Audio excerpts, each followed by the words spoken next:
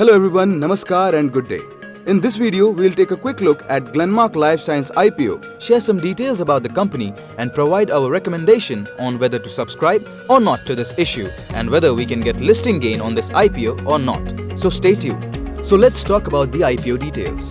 The issue is for a total of Rs 1,513 crores, which comprises of the fresh issue of Rs 1,060 crores and offer for sale by the promoters of Rs 453 crores.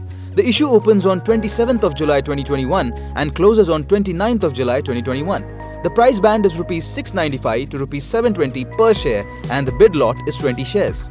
Post the issue, the market cap of the company will be Rs 8,822 crores and the shares are likely to be listed on the exchanges on 6th of August 2021.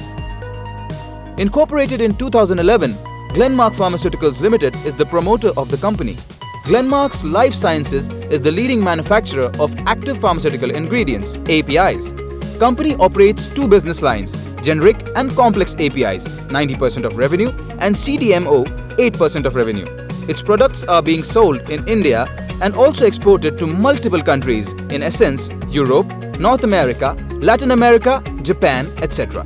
Currently, it has 4 manufacturing facilities at Ankleshwar and Dahej in Gujarat and Mohol and Kurkumbh in Maharashtra state with an aggregate annual installed capacity of 725.8 KL as of 2020. Objective of issue: to finance capital expenditure requirements, 150 crores.